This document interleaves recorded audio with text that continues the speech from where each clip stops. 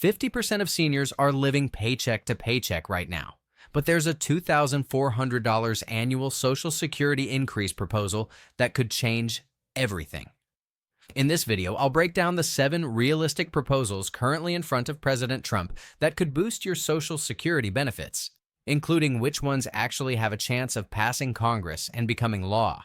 Welcome to Financial Area, where we help you maximize your government benefits and secure your financial future. If you find value in today's breakdown, hit that like button and subscribe for more money-saving content. Let's start with the proposal that could put the most money directly into seniors' pockets. The Social Security Expansion Act, introduced by Senator Bernie Sanders and Elizabeth Warren, would increase Social Security benefits by $2,400 per year for every single beneficiary. That's an extra $200 every month in your pocket, regardless of how much you currently receive. This isn't just pocket change we're talking about. This increase is projected to lift millions of seniors out of poverty, addressing the shocking reality that over 26% of seniors are currently living on less than $17,500 per year. Think about that for a moment. In today's economy, trying to survive on less than $1,500 per month when rent, groceries, and medical costs keep climbing.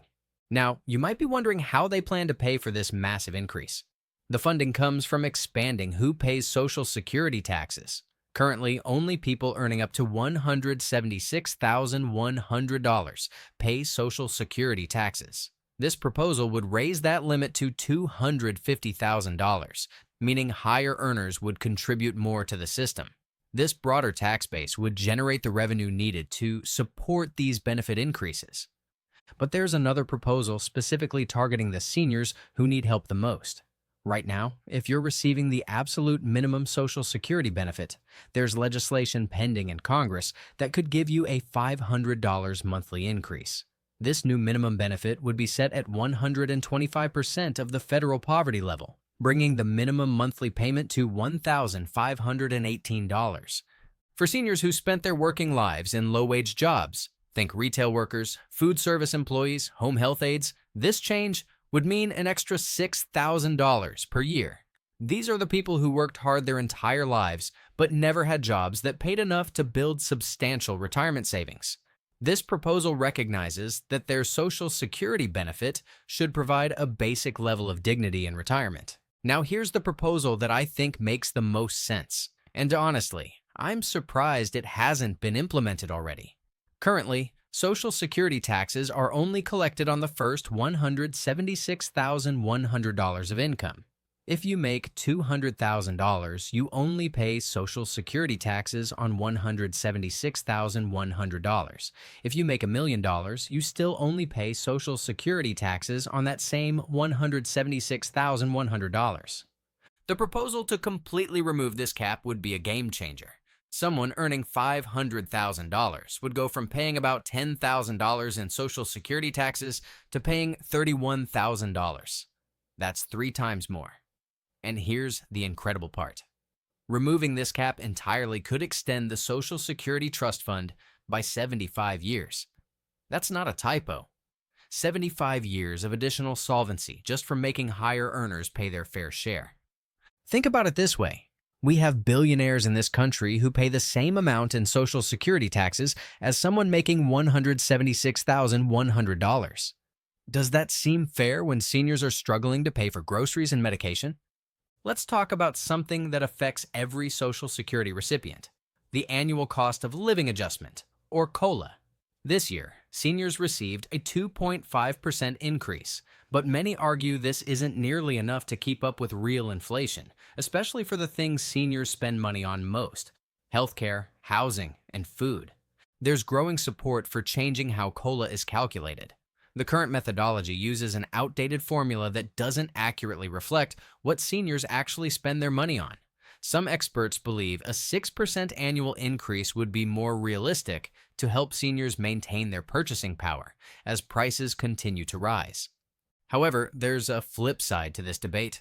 Some policymakers argue that larger COLA increases are part of what's draining the Social Security Trust Fund faster. They suggest that more modest increases, combined with other reforms, would be more sustainable long-term, It's a balancing act between helping seniors now and ensuring the program survives for future generations. Here's a proposal that might sound counterintuitive at first, but it's actually designed to help seniors in the long run. Some lawmakers are discussing gradually raising the full retirement age from 67 to 68. Now, before you get upset, hear me out on why this could actually benefit seniors. The Social Security Trust Fund is projected to run out of money by 2033. When that happens, there will be an automatic 21% to 25% cut in benefits for everyone. By raising the full retirement age by just 1 year, this change alone could extend the trust fund's solvency by almost 20 years and address about 30% of the projected shortfall. Yes, it means waiting an extra year to get your full benefits, but it also means avoiding that devastating 25% cut that's currently scheduled to hit in less than a decade.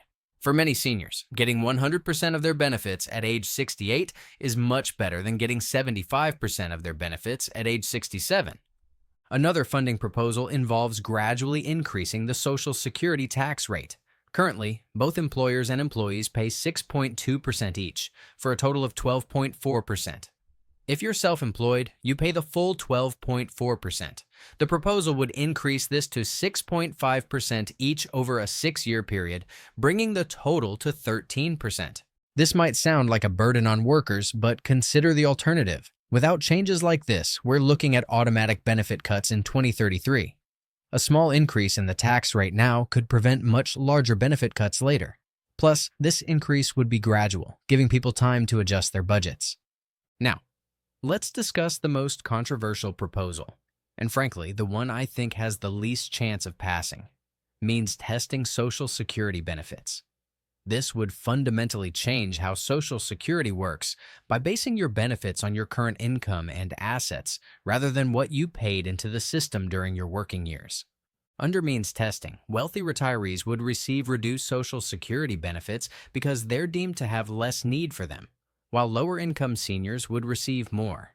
On paper, this might sound fair, but it completely ignores the fact that Social Security is supposed to be an insurance program where you get back what you paid in, not a welfare program. This proposal faces massive political resistance because it breaks the fundamental promise of Social Security.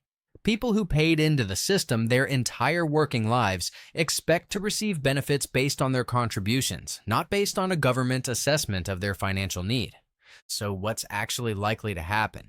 Based on political realities and the urgent need to address Social Security's funding crisis, I believe the most realistic changes we'll see are removing or significantly raising the Social Security tax cap and possibly implementing the $2,400 across-the-board increase, though that might be phased in over several years.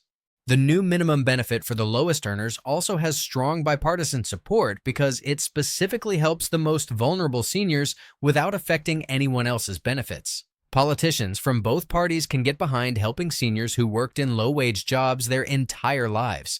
The more controversial proposals like means testing or significantly raising the retirement age face much stronger political headwinds. Remember, seniors vote at higher rates than any other demographic, and they're not going to support politicians who cut their benefits. Here's what you should be doing right now while these proposals work their way through Congress.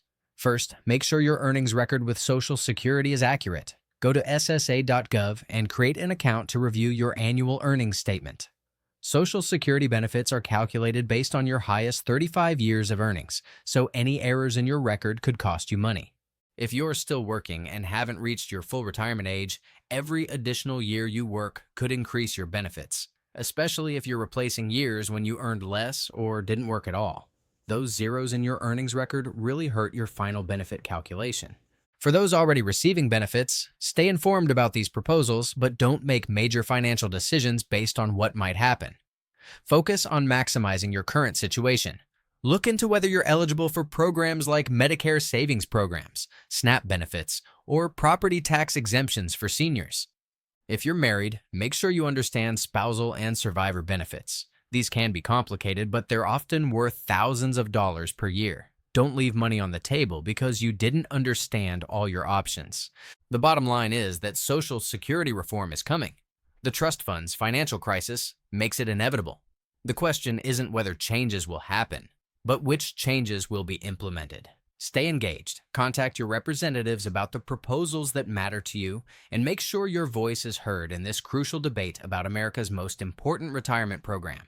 Remember, these proposals are still working their way through the political process, and things can change quickly in Washington. That's why it's crucial to stay informed and prepared regardless of which direction these reforms ultimately take.